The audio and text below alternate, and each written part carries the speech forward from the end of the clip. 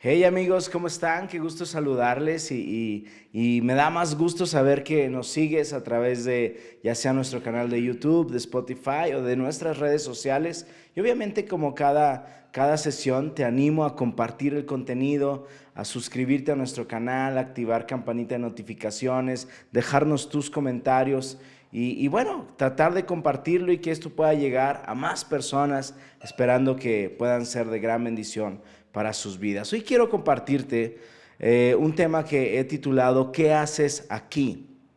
Está inspirado en la historia que la Biblia nos enseña en Primera de Reyes capítulo 19. Te lo voy a leer. Primera de Reyes 19 dice el verso 1. Acab dio a Jezabel la nueva de todo lo que Elías había hecho y de cómo había matado a espada a todos los profetas. Entonces envió Jezabel a Elías un mensajero diciendo: así me hagan los dioses y aún me añadan, si mañana a estas horas yo no he puesto tu persona como la de uno de ellos. Viendo pues el peligro, se levantó y se fue para salvar su vida, y vino a Beerseba, que está en Judá, y dejó allí a su criado, y él se fue por el desierto un día de camino, y vino y se sentó debajo de un enebro, y deseando morirse dijo: basta ya, oh Jehová, quítame la vida, pues no soy mejor que mis padres. Y echándose debajo del enebro, se quedó dormido, y aquí luego un ángel le tocó y le dijo: levántate, come. Entonces él miró, y aquí a su cabecera una torta cocida sobre las ascuas y una vasija de agua, y comió y bebió y volvió a dormirse. Y volviendo el ángel de Jehová la segunda vez lo tocó diciendo: levántate y come, porque largo camino te resta. Se levantó pues y comió y bebió, fortalecido con aquella comida. Caminó 40 días y 40 noches hasta Horeb, el monte de Dios. Y allí se metió en una cueva donde pasó la noche, y vino a él palabra de Jehová, el cual le dijo: ¿qué haces aquí, Elías? Él respondió: he sentido un vivo celo por Jehová, Dios de los ejércitos, porque los hijos de Israel han dejado tu pacto, han derribado tus altares y han matado a espada a tus profetas, y solo yo he quedado, y me buscan para quitarme la vida. Él le dijo: sal fuera y ponte en el monte delante de Jehová. Y aquí Jehová que pasaba, y un grande y poderoso viento que rompía los montes y quebraba las peñas delante de Jehová, pero Jehová no estaba en el viento. Y tras el viento un terremoto, pero Jehová no estaba en el terremoto. Y tras el terremoto un fuego, pero Jehová no estaba en el fuego. Y tras el fuego un silbo apacible y delicado. Y cuando lo oyó Elías, cubrió su rostro con su manto y salió y se puso a la puerta de la cueva. Y he aquí vino a él una voz diciendo: ¿qué haces aquí, Elías? Él respondió: he sentido un vivo celo por Jehová, Dios de los ejércitos, porque los hijos de Israel han dejado tu pacto, han derribado tus altares y han matado a espada a tus profetas, y solo yo he quedado, y me buscan para quitarme la vida. Y le dijo Jehová: ve, vuélvete por tu camino por el desierto de Damasco, y llegarás y ungirás a Hazael por rey de Siria, a Jehú hijo de Nimsi ungirás por rey sobre Israel, y a Eliseo hijo de Safat de Abel Mejola ungirás para que sea profeta en tu lugar. Y el que escapare de la espada de Hazael, Jehú lo matará, y el que escapare de espada de Jehú, Eliseo lo matará. Y yo haré, dice el verso 18, que queden en Israel 7,000 cuyas rodillas no se doblaron ante Baal y cuyas bocas no lo besaron. Aquí está. El contexto es muy interesante, el contexto de este capítulo 19, porque en el capítulo 18 se narra cuando Elías se enfrenta a los profetas de Baal en el monte Carmelo y los reta a probar a ver cuál era el verdadero Dios, si el Dios de Baal o el Dios de Elías. Y recordamos que en este tiempo está reinando Acab y su esposa Jezabel, y Jezabel era manipuladora y era la principal promotora de la adoración de Baal. Y este Baal tenía a su servicio 450 profetas que no solo servían a Baal, sino también servían a todas las maquinaciones de Jezabel, y ya habían ordenado bastantes cosas terribles en contra del pueblo de Dios. Pero aquí Elías, con un ardiente celo por la gloria de Dios, reta a estos hombres a probar cuál era el Dios verdadero. Esta historia está interesante porque Elías los reta, ambos preparan ahí la ofrenda, y los profetas de Baal empiezan a pedirle ahí a su Dios a que descienda fuego, y sin éxito alguno. Elías se burla de ellos, y cuando toca el turno de Elías, Elías ora a Jehová y Dios manda fuego. A pesar de que Elías había mojado la ofrenda, había puesto una zanja de agua para hacerlo más difícil, pero aún así el fuego de Dios consumió la ofrenda. Producto de esto, el pueblo supo que el Dios verdadero era el Dios de Elías, y entonces los profetas de Baal corren, pero Elías los persigue y los mata a todos, degollándolos de la cabeza. Ese más o menos es el contexto, pero en base a esta historia, no sé si a ti te ha pasado que no sales de una cuando entras en otra. O más bien, no sé si te ha pasado que acabas de salir quizá victorioso de una prueba y apenas estás así como queriendo levantarte y diciendo, quiero descansar un ratito de las pruebas de Dios, ya no quiero ser ese mejor guerrero, ¿verdad? Porque dicen que las mejores pruebas vienen para los mejores guerreros, y tú dices, ahorita no quiero ser ese mejor guerrero, déjame descansar un poquito, y tómala, llega otra prueba más fuerte. Y cuando eso sucede, normalmente todo se empieza a venir abajo, sentimos que no tenemos fuerzas, sentimos que la fe, el ánimo y la esperanza han desaparecido, y muchas veces podemos llegar a decir, como lo dijo Elías, es mejor morir, ¿no? Tratas de buscar a Dios y no le encuentras, no le oyes, empiezas a dudar de la existencia de Él, empiezas a dudar de su amor, empiezas a dudar de que Él pueda ayudarte y te sientes solo. Y obviamente estás en un momento de bajón, un momento de depresión, un momento de un estado de ánimo muy complicado. Y quisieras que Dios hablara y que Dios hiciera algo sobrenatural, pero no pasa eso, ¿no? Y es complicado. En muchas ocasiones yo he estado en ese punto. Pero recuerdo cuando hace poco, entrando el año más o menos, mi esposa empezó a batallar mucho más con temas emocionales, con temas mentales, y tuvimos que ir a ver a los especialistas, y producto de ese dictamen de un especialista y de otro, y nuestro consejo de nuestro pastor, el consejo de nuestro pastor, perdón, a ella le recomendaron un mes fuera de toda actividad de la iglesia. O sea, ya no iba a venir los domingos durante un mes, ya no iba a tener actividades entre semana. Y eso fue duro para nosotros, especialmente para mí. Porque el primer domingo que yo vine a la iglesia y que ella no estaba a mi lado, que ella se había quedado en casa, yo empecé a cuestionarme muchas cosas. Yo empecé a preguntarme si esto iba a ser así a partir de ahora. Si este iba a ser el ministerio que Dios me había dado, ya no sabía si lo quería, porque Dios nos había llamado juntos y ahora estaba yo solo, y empezaron a zumbar o a hacer mucho ruido, muchas cosas en mi cabeza.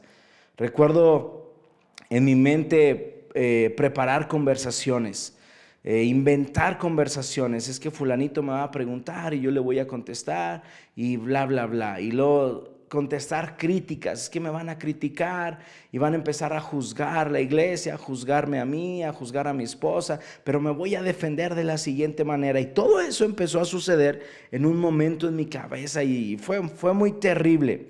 Obviamente, conforme fueron pasando los días, esas voces fueron callando y fuimos encontrando esa voz de Dios y esa dirección de Dios para hacernos saber que Él estaba con nosotros y que solo era un proceso y que íbamos a seguir de manera normal. Pero en momentos como esos es muy difícil. Yo no sé si tú estás pasando un momento como esos, pero si tú estás pasando un momento difícil, un momento de prueba, un momento en el que has pensado que ya no puedes más, que quizá te identificas con Elías en el sentido de que quisieras mejor morir, estás escondido en una cueva, no literal, pero sí en una cueva emocional donde has perdido tu identidad, donde has perdido tu confianza, donde has perdido tu fe en Dios y te encuentras hundido y no puedes salir de ese estado. Yo quiero hoy, con esta historia, Elías nos deja un mapa de 4 aspectos muy importantes para salir de un momento difícil, de una crisis, de una temporada de depresión. 4 aspectos muy importantes para salir. El primero de ellos es reconocer tu condición. Si tú adviertes de la lectura, 2 veces Dios le pregunta a Elías, ¿qué haces aquí? Y la pregunta no es que Dios no supiera qué Elías estaba haciendo ahí, sino más bien Dios quería hacerle ver a Elías dónde se encontraba. Era como: Elías, date cuenta dónde estás. Porque Elías venía de un triunfo muy importante. Elías venía de una prueba de Dios, o una prueba de que Dios estaba con él, muy impresionante. Pero ahora, fruto de una amenaza, Elías se encontraba escondido. Elías se encontraba temeroso. Elías se encontraba con una incertidumbre de qué va a pasar. Y tú quizá puedes estar ahí y no te has dado cuenta. Tú piensas que la vida sigue normal, quizá te levantas, vas al trabajo, estás con tu familia, pero estás en una cueva, y es importante reconocer eso. Estoy en una cueva, para poder identificar el camino de salida y buscar la mano de Dios en todo tiempo, pero tienes que identificar dónde estás. Por eso el primer punto es: reconoce tu condición. Estás en una cueva, reconócelo. Sabes, las cuevas son parte de la cotidianidad del hombre. En una ocasión, en Jueces capítulo 6, Gedeón estaba encerrado en una cueva. Estaba temeroso también, estaba ahí con miedo de qué iba a pasar. A Elías lo perseguía una mujer, pero a Gedeón lo perseguía un ejército, el ejército de los madianitas, y eso a él lo hacían esconderse, cuidar el grano para que no fuera robado. Y ahí llega Dios con él. No es el único.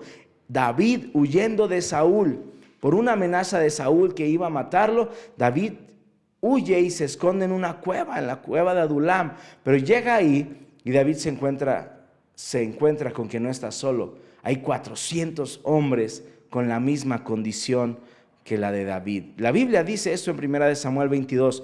Hombres que tenían problemas, que estaban endeudados o que simplemente estaban descontentos. Entonces la cueva es una parte normal de nuestra vida. El punto es reconocer que estamos en esa cueva.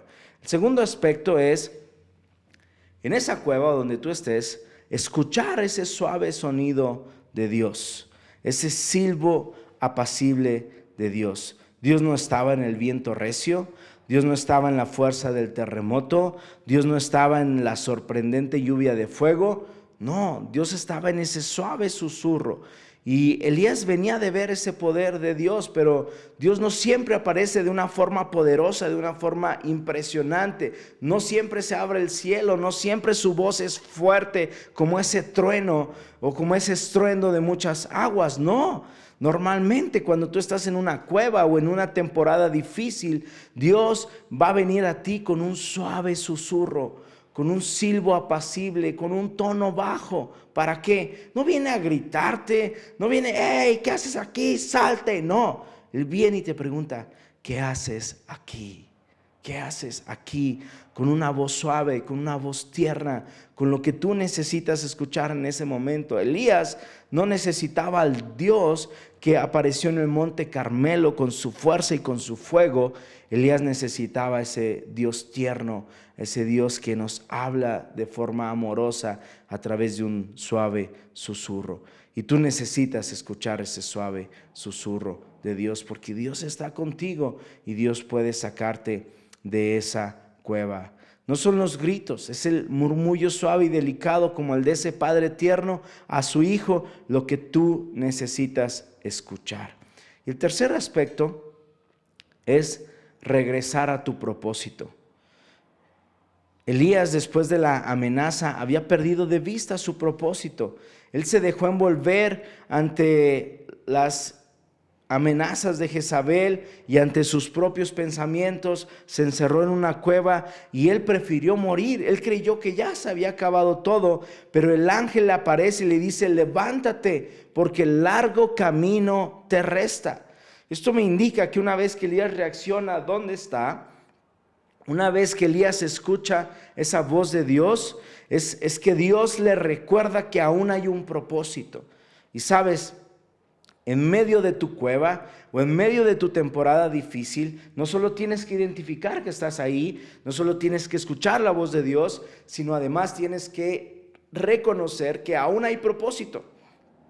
Y tienes que volver a tu propósito. Es decir, no ha llegado tu fin. Mientras tú sigas respirando, todavía hay propósitos en tu vida. Entonces las temporadas malas no son tu final. La depresión no es el final. Esa tristeza no es tu final. La derrota tampoco es el final. Aún hay mucho por hacer. Aún te queda propósitos por cumplir. Aún te queda cosas por hacer, así que tienes que levantarte y regresar a tu propósito. Si tienes un matrimonio, vuelve a tu matrimonio, trabaja por él, consolídalo, llévalo a una temporada buena. Tienes hijos, ámalos, sírvelos, edúcalos, ¿verdad? Vive para ellos. Tienes un trabajo, no, tiene una temporada difícil, pero no es su final. Sigue buscando esa creatividad, sigue empujando para levantar ese negocio. Tú lo puedes hacer, Dios está contigo. Y sabes, las personas con enfermedades terminales, normalmente cuando son diagnosticadas, pero en ellas todavía hay propósitos. Ellas extienden su periodo de vida por mucho tiempo. ¿Por qué? Porque el propósito las hace levantarse cada mañana, luchar contra la enfermedad, contra cualquier adversidad, porque tienen un propósito. Y el punto es de que muchas veces tú y yo nos hundimos en la depresión, en la tristeza, en la derrota, porque hemos perdido de vista que los propósitos de Dios siguen estando ahí. Entonces yo te animo a levantarte, a perseguir tu propósito, a seguir haciendo lo que estabas haciendo, porque Dios aún no ha terminado contigo. Dios todavía tiene más. Y por último, no solo es salir de una cueva, no solo es escuchar esa voz, no solo es regresar al propósito, sino es aferrarte a la promesa. ¿Sabes? Dios, después de que le hace ver a Elías dónde está, después de que le habla a través de ese suave susurro, a través de hacerle ver que aún había propósitos, porque le encomendó varias cosas, Dios le dice en el verso 18, y yo haré. Y sabes, esta frase me recuerda que hay cosas que a ti y a mí nos tocan. A ti y a mí nos toca reconocer que estamos en una cueva. A ti y a mí nos toca abrir ese oído para escuchar esa tierna y suave voz de Dios.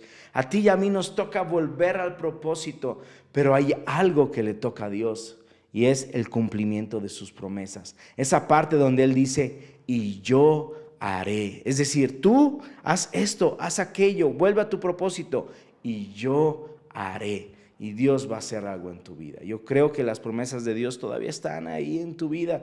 Dios te ha prometido algo, Dios lo va a cumplir. Por eso es que aún hay propósitos, por eso es que aún tenemos vida, por eso es que aún podemos respirar, porque todavía falta lo que Dios va a hacer en nuestras vidas. Porque todo lo que para ti y a mí nos es imposible, para Dios es posible. Y tú estás dando el ancho, pero hay una parte que le toca a Dios y Dios la va a hacer. Así que en medio de esa situación, haz lo que te toca, porque Dios va a hacer su parte. En medio de esa temporada difícil, tú haz lo que te toca, Dios va a hacer tu parte. Si estás en una depresión muy fuerte, haz lo que te toca. Quizá tengas que ir a un especialista, quizá tengas que tomar un medicamento, eso te toca a ti, pero Dios va a hacer lo que a Él le toca. Y así sales tú de una temporada difícil. Entonces, de verdad deseo que esto haya sido de bendición para tu vida. Recuerda que estamos para servirte. Y para cualquier cosa que necesites, puedes escribirnos en nuestras redes sociales, puedes comunicarte a los teléfonos, o mejor aún, puedes visitarnos en nuestras reuniones. Recuerda, todos los domingos, 10:30, 12, 1:30 y 7 de la noche. Dios les bendiga.